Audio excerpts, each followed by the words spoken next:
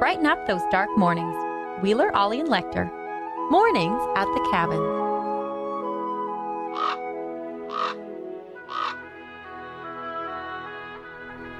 Welcome to Mornings at the Cabin. I was just doing my vocal warm-ups. Those are... Don't do them again, because people are sleeping. Or trying not to. They struck me as the vocal warm-ups of a form of meerkat. That's right. I peek my head out of the dirt. I look around, make sure I'm not being approached by anything, and I just do my vocal warm-ups in the morning. We could actually take the sound of you doing them and set them to a bit of BBC nature documentary footage of meerkats, and it would sync perfectly. Alan! Oh, I love that. Alan! I love that too. It's one of my favorites. Yeah. Speaking of favorites... you got to talk about me? No. Oh. Life changed last night. Okay, so this actually hit me like a ton of bricks yesterday, literally. So... Literally? Literally like a ton of bricks. I'm actually crushed. Scott is always talking about how, like, food... I mean, I've always heard about how food makes you feel bad, and I know it does. Like, if I have McDonald's, I feel gross for the rest of the day. I love it. It's delicious. Keep bringing me McDonald's. But if I have it, I know I'm going to feel kind of gross, and you're going to kind of feel like logy for the rest of the day kind of thing, right? Because it's not health food. But yesterday, I wasn't sore all day from the major workout we had on Wednesday. Wasn't sore all day. Had a sandwich from somewhere. And after that, felt sore in my knees, my legs, my ankles, and just overall kind of felt kind of grody. And that hit me so hard yesterday that now I'm still going to eat that stuff, but I'm just going to be more wary of it. Okay, great. Well, that's good. You learned a lesson. I did. Of sorts. What am I going to do with that information? Only time will tell. Mornings at the Cabin, the podcast. And we're back. Lekter is in the studio, and we're talking about breakfasts and how it shouldn't be done. Ollie? Yeah, shredded wheat. What's going on there? It's good for you. Kind of. I've been trying to find a breakfast cereal with no sugar. Oh, yes. That's fair enough. The basic. Yeah. So that's about it. Yeah. That's the basic. Steel cut oats. I've been like one that's at least half palatable. Steel cut oats with a little bit of honey. Anyway. Some Special K? Special K doesn't have sugar? Special K completely has sugar. Does it have sugar? No. Cornflakes? I thought it was just like, I thought it was There's no way cornflakes have sugar. I thought Special K was just like rejected Rice Krispies. It's like, oh, these ones don't look right. Shredded wheat is not the same here as it is in England. Oh, what is it in England? I got the box home. Yeah. Opened it. They're massive. Oh, yeah. You got to break them up. They're like the size of your head. Yeah. Shredded wheat in England. They're all just like the little ones. They're all the little ones. You can get those. You can get the little ones as well. They're called shreddies. They basically send you hay bales in a box. Yeah, that's right. No Yeah. kidding. Yeah. But they taste like them, too. In the UK, shredded wheat, like, they're all like the miniature versions. Okay. And like the big ones are called Weetabix. Yes, Weetabix. So they're like mini wheats. We also have those. Yes, I exactly. Okay. Right. I've just mini wheats. I got them home, and I was just like barely opening. And then I saw that they're in this like sort of paper packaging inside. I was like, what's going on here? Yeah, that's right. Like, have someone put drugs in my box of shredded wheat? Like, I what? hope so. Is this cocaine? I feel like this is going to be a different. Does that have sugar in it? I just don't know. Let's just use that. If someone's going to drug you, Ollie, I don't want it to be cocaine. No, I want it to be a cannabis. Well, put it this way: it's going to be cocaine diluted in milk that I'm going to have eaten at like 5:30 in the morning. I don't even know what that does. But anyway, who needs sugar? Kids, don't try that at home.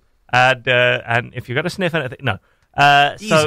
So the shredded wheat, and I just sort of the only bowl left clean in the house this morning was the smallest one, which is just like a glorified thimble, basically. I just like wedged two of these things into it and just like trickled some milk in the small cracks in between to sort of get around the edges, and just like hammered on the thing for a minute. No, and then ate it, and it was all right, Best way to do it: you break them up a little bit, put a little milk in there, warm up the milk, a little microwave action. Yeah, it says that little sweetener, It says that on Sprinkle the box. on a little sugar. Like, yeah, exactly. You don't need, like, I understand not wanting to have a cereal that has sugar in it because it's going to be full of sugar. Every bite that you have is going to have this amount of sugar. But if you gotta allow yourself a little something, a little brown sugar, a little honey, something, stevia, something. Hey, don't call me Stevie.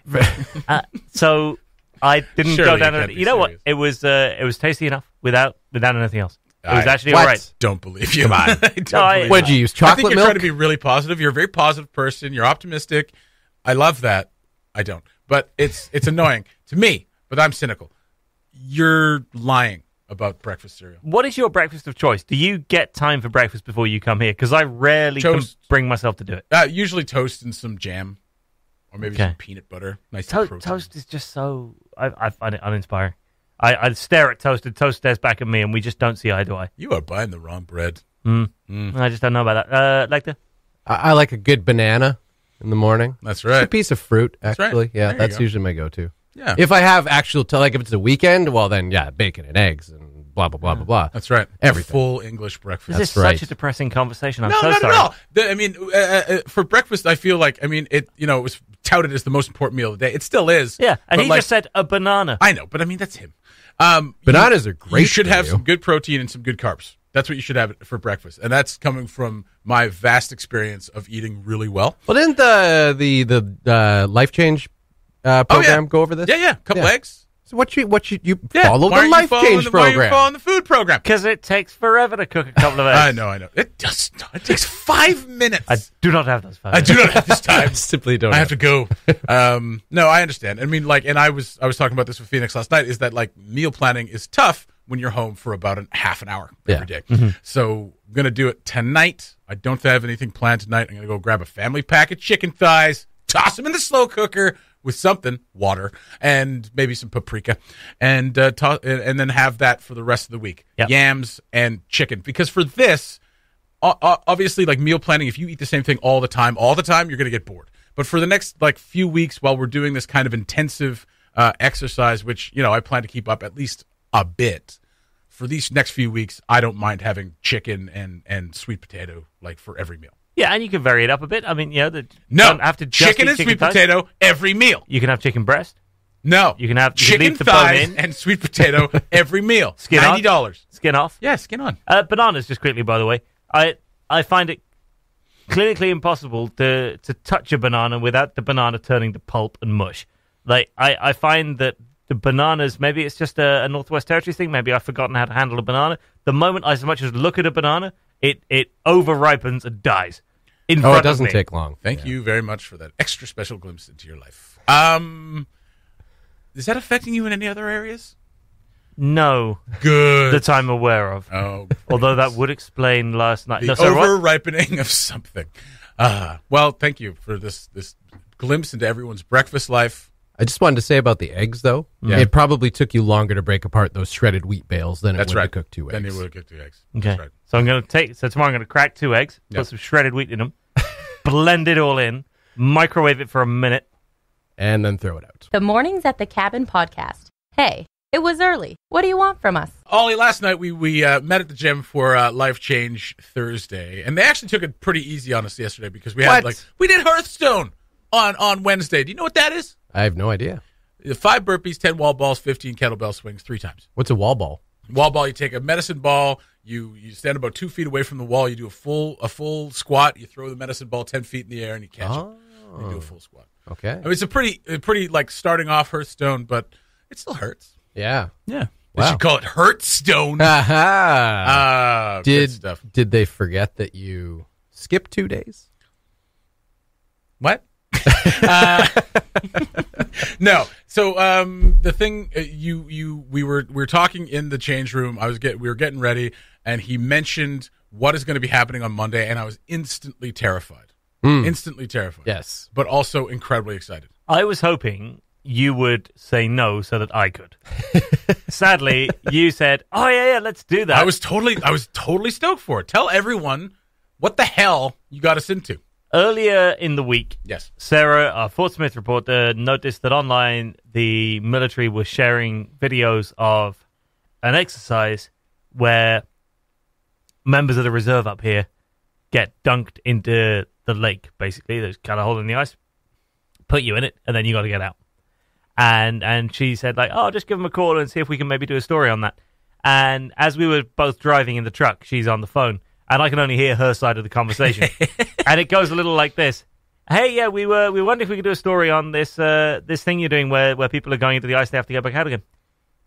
Well, I'm going back to Fort Smith later today. Oh, Ollie and Jesse, maybe. Yeah, Yeah, I'm pretty sure they'd be up for that. and I'm just driving along, just thinking, oh, here we go. Yeah, lo and behold, we've basically been signed up on Monday afternoon next week to go, and we're each they hook a rope on you. Yep. And then there's a couple of people already... I don't want a rope. Couple of people already in the ice who are going to help.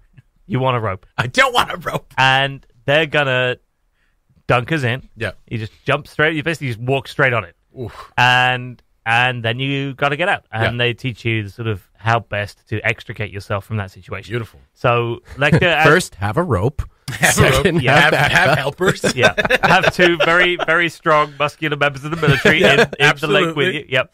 So, Lekter, we're hoping you'll be the camera operator. Oh, absolutely. Do you have the cream work chinos ready for this? I can whip them out. Oh, please wear some snow pants. It's going to be cold. Well, I'm going to wear long johns. Oh, okay, fair enough. Okay. Yeah, come on now. So we will have this on camera. Now, I already have experience of doing this, for real. Yes, you mentioned that. I'd not heard this story before. In 2009, I went on a... You were so young.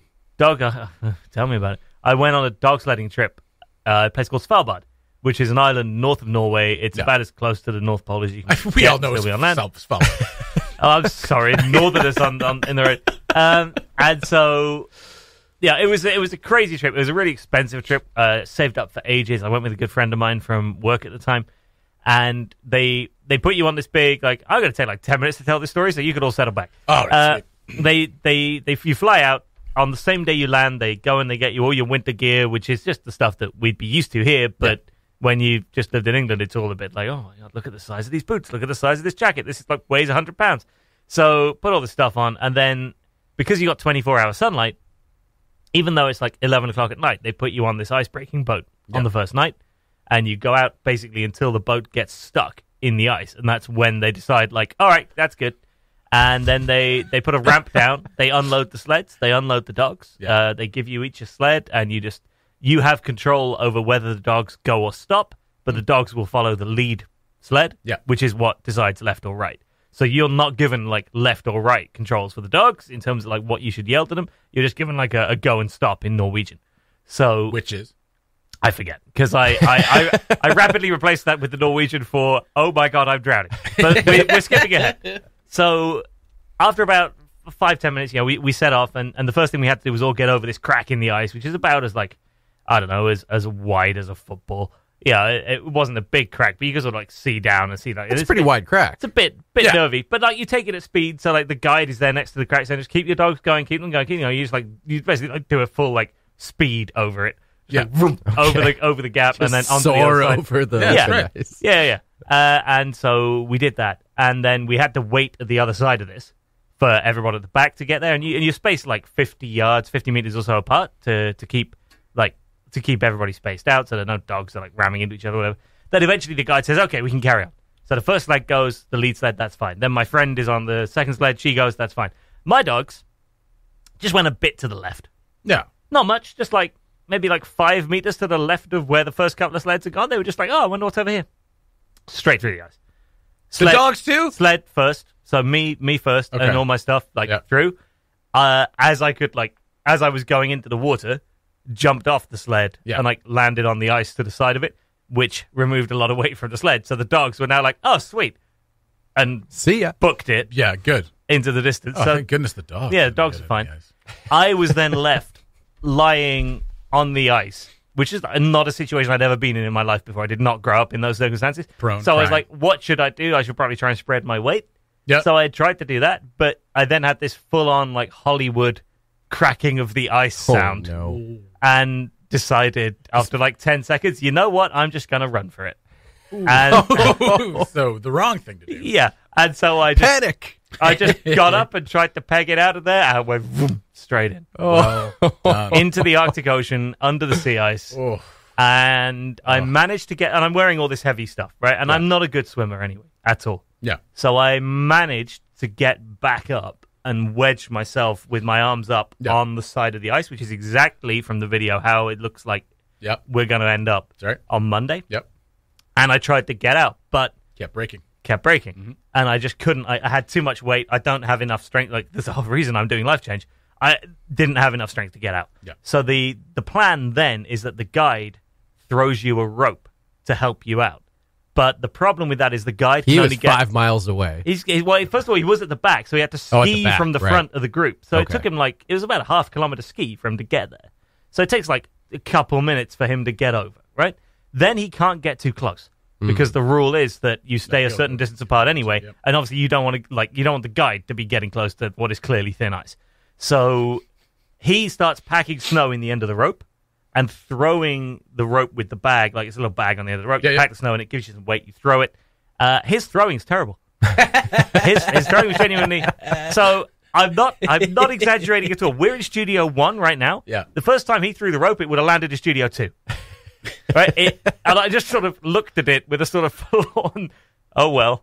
Guess that's the end of it. And so then he has to wind it back in and has to pack the bag with snow again. And like all the while, you're like, well, I'm losing sensation in limbs.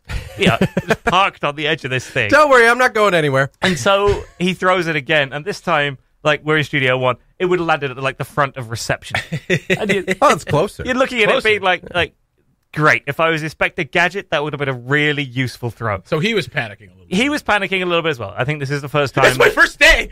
You know what? They were all kids. They were all like 19, 20, the guides. They were not experienced guides. And so it took him 5 throws. Oh my God. To get it to where you are, which is just like within clubbing distance. Right. To be able to reach and bat it towards me.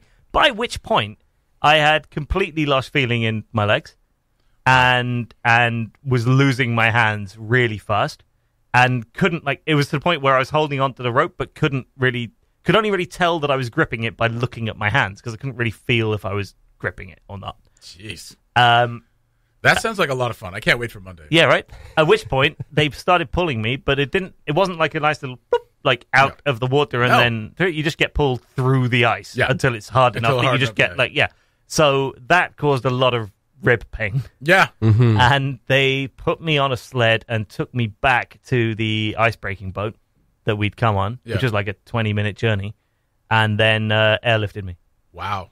And I got a helicopter ride, courtesy of the Norwegian government, at like 1 o'clock in the morning, back to the only medical facility for 1,000 kilometers, which was this tiny little nurses station. And the helicopter landed, and they've put me on this bed. I still can't really feel much. And the pilot came around and was like, "Do you want to lift?" As opposed to what? Like I just crawl? I just drag myself down. So I ended up in this nursing station, and they sort of helping me in there. And the nurses at the front says, "Shoes off." Take your shoes off. Your socks are sopping wet. Get them off. I'm starting to feel like maybe they're just made of sterner stuff. Up here, maybe. You know? Well, they work around it. They've probably gone through the ice themselves or had to test themselves. So. And now that I've lived here for a little while, I look back at that and I'm like, maybe would I have done something differently? Would I have been just better at dealing with the cold? I don't know. I honestly, it took me 3 months to get the feeling back in my hands. Wow. Good Lord. Yeah, it was a long old time. It's incredibly dangerous. And I was in the water for about 15 minutes. Good Lord. And wow. You are no doubt looking forward to triggering some old trauma. For 3 or 4 years afterwards, certainly for a couple of years after moving here, I felt awful on ice. Yeah, I bet. On thin ice. When I could hear the ice underneath me. When you're on a trail or something. And you've been on thin ice this entire time. Oh, very good. All right. It took me a while to get over that in terms of just being able to go out and walk on ice. Certainly the first time we went out on the ice road, just to Deda, and it was like, look at the ice road, look how cool this is. I was like, can we get off this now? I would like to be home. Wow. So Monday is going to be really interesting for me because I would love to know how I should have done that. Yes. And and that's the biggest thing is once you go through, don't panic because it's going to feel like a shock to your system. That is the one thing I'm proud of that I did really well. Yeah. I got up and I've got back on the ice, and the first thing I thought was right, my heart rate needs to be super controlled. Yeah. And I need to just think. I just need to keep thinking. And not worry about this. There's a guide here. Oh, look, he can't throw. It's fine. Don't panic. And I managed not to. And totally after 10 minutes, this is going to sound super dramatic, but after 10 minutes, I was like, you know what? This is not the worst way to go. The headline in the newspaper is going to be, man falls through sea ice on Norwegian Arctic expedition. I can live with that. That is better than man hit by bus at side of road while not paying attention. Like, I could deal checking with that Twitter. as a way to go. Yeah. So, but yeah, I'm really looking forward to Monday. I'm too. really excited to learn Me too. what I should have done and Yeah. what I could have done differently that would have made it easier to get out of that. Have better friends. That's right. Yeah, Have better friends. Make better holiday choices. It's not going to be me. Go to the It's beach. not going to be me. I'm going to be right next to you being like, I will try not to panic. It's going to be a lot of fun. I've not gone through the ice all the way. I've gone up to about my hips through the ice, but I have skinny dipped in the East Arm in August. So pretty much the same thing. And just in case you were wondering, this is what go sounds like in Norwegian. Go. There you go. Mornings at the Cabin, the podcast, where we cut out all the great music and you're left with the rest. We've got a very exciting Sunday planned. We do. We're going to be heading. It's a big journey. Yes. It's approximately 15, maybe 20 feet. Yeah, 25. I'm going to say 25 feet. To the opening. Yeah. Of the brand new winner of Win Your Space, Mary Kelly's Music Exchange. Hello. Hello. Welcome to Cabin Radio. This is Thank exciting. You won Win Your Space last year. Yeah. And for anyone who managed not to hear what your plan was, what's the plan? What have you built? I've built a space that's a hub and a gathering place for musicians of all different levels. You built a radio station. God. Right across the street. A place to practice and perform music and collaborate and rehearse. Nice. So it's essentially the missing link that I've found in this town is a workshop space, so a large room where lots of people could gather and play music together, or engage in that through different types of programming, and a couple of breakout studio spaces as well that can be rented independently. That's another aspect of it that I found was missing in this town. Mm-hmm. Excellent. So how long has it taken you to A, find somewhere in Yellowknife that would be suitable for that, and B, actually outfit it? Because that's to turn things into studios. We have some recent experience of this. Yeah, it takes time and effort, particularly if you're very worried about things like soundproofing. You know, if you're downtown in Yellowknife, there's a lot of noise out there. Mm-hmm. Well, it's really through the Win Your Space program that I was able to find the space, and I found that in August. I found that space in August and then won the competition. And then since then, I've been retrofitting it and adding the necessary elements like a new piano and sound system and this type of thing. The soundproofing in this building was a little bit easier because of the concrete floors. That it's really that I'm not going to disturb my neighbors. That was the bigger concern. It's not a recording studio, although you can do some recording in it. So we weren't trying to shut out all the noise. We were just trying to not disrupt anybody. Yeah, we just gave up. Yeah. We're like, you know what? There is no making the studio soundproof downtown. That's right. So it's live radio. You get Yeah. to hear the sirens as they race past. Yeah. You too could rush to your window and see what might be on fire.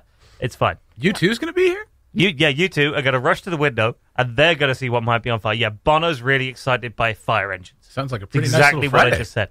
He's coming to the party too on Sunday. Oh, Is sweet. he? Great. Yeah, right on. But not the Edge? Didn't invite the Edge. That's fair enough. So Sunday Edge afternoon. YK, though, be there. Oh, okay. Yeah, the Edge, not the Edge.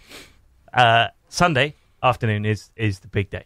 Yeah. What's going to happen? Well, it's a musical tea party. Ah. It's drop-in style, so between 2 and 4, just come and see what it's all about. There will be a presentation by the mayor at 3 o'clock, and myself, I'm going to say a few words. And I'm going to engage people there in music making. There will be some music moments. And that's for everyone to participate in at their comfort level, and it's all going to be very easy to jump in on. And yeah, so it's really the launch of showing what the space is so that people know that it exists and recognize it as a venue that they want to have programming in or rent for their various purposes. I'll also be launching my website this weekend so people can see it online and check the calendar to see if it's available when they need it.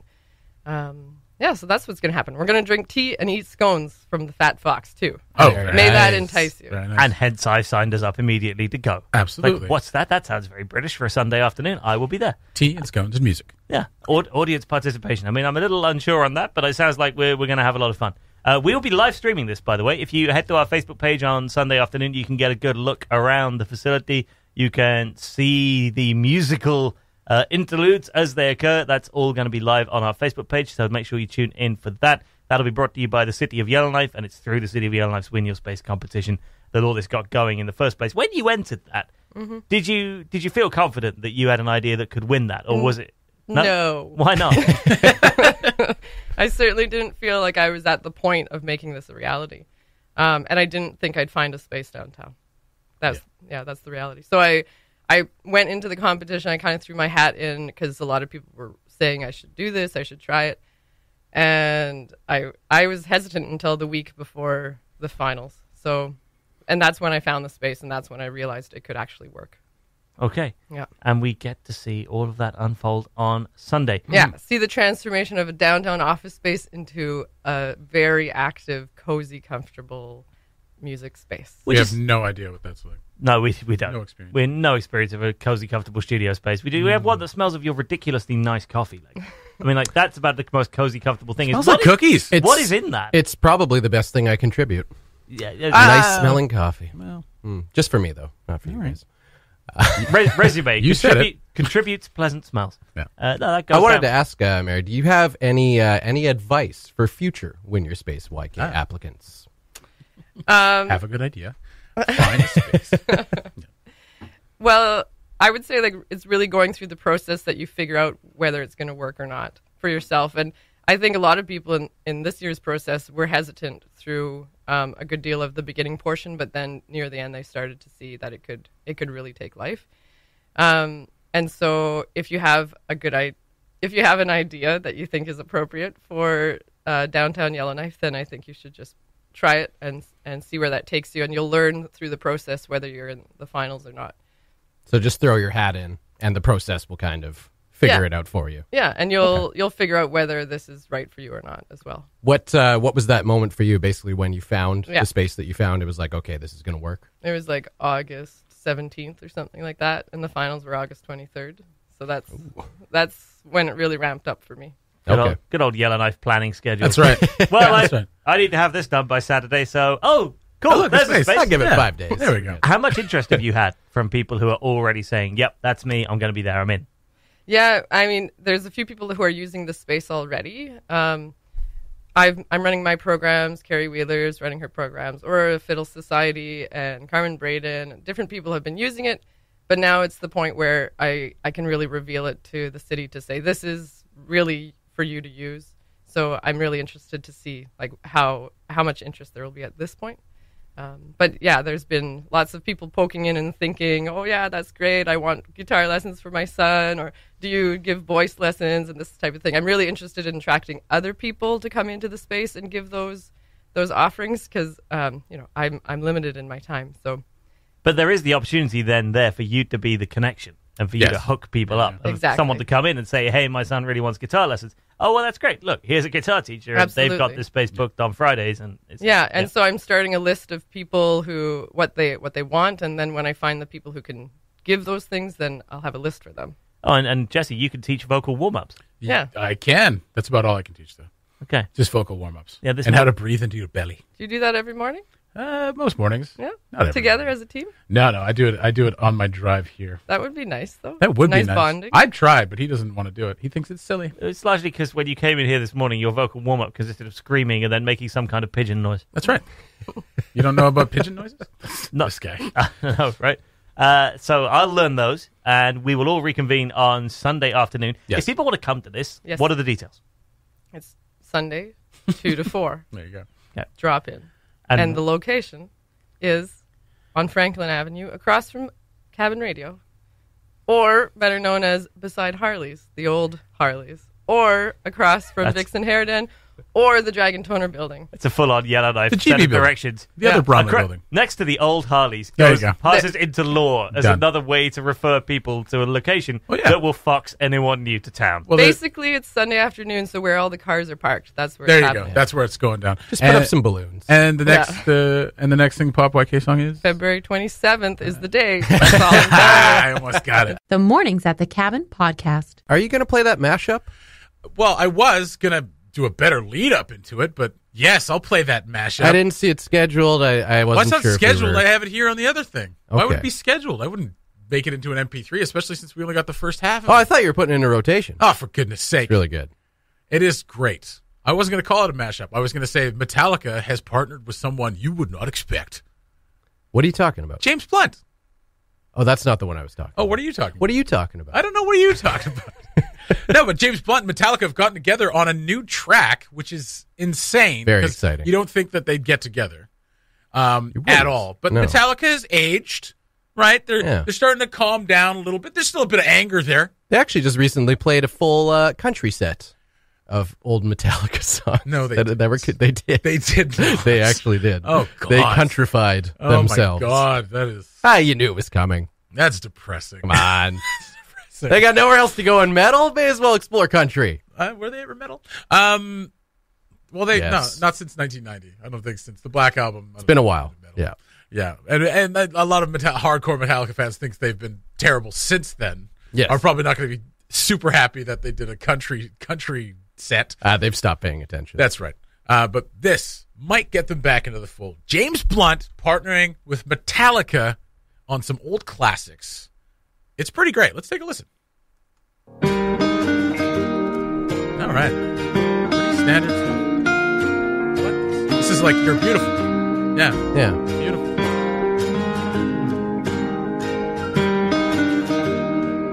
I always did like it.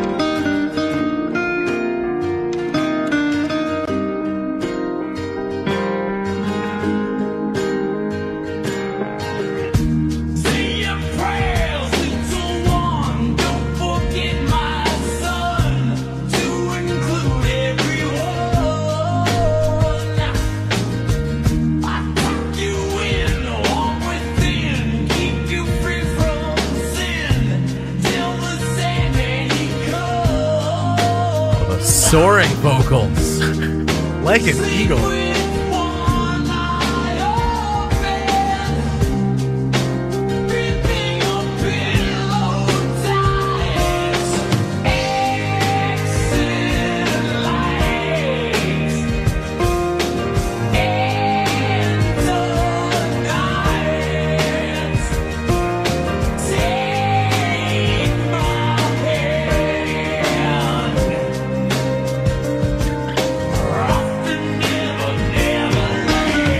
Wow. That is gorgeous. That is beautiful. Beautiful stuff. I think that's exactly how they performed it on their country. I'm sure Country it is. set they Except did. there was a banjo in the background. Goodness. Partnering up with James Blunt. Beautiful. Stroke of genius. Yeah. Absolutely. Love it. Can't wait for the whole album. Like a kinder, gentler Metallica. That's right. Yeah. Next, maybe they'll do a ukulele acoustic album. And they'll do like Lullabies version. they'll do like indie girl vocals. Oh, yes. Say your prayers, yeah, little Wayne. Don't forget my son. Something like that. I think that would be great. No hard C's. No hard C's. Or T's. Just yeah. a big O and A in the middle of every word. We've seen the future, and now we've heard it. And now we've heard it. We don't Unreal. need to hear it ever again. Thanks for listening. Check out more from the show at cabinradio.ca.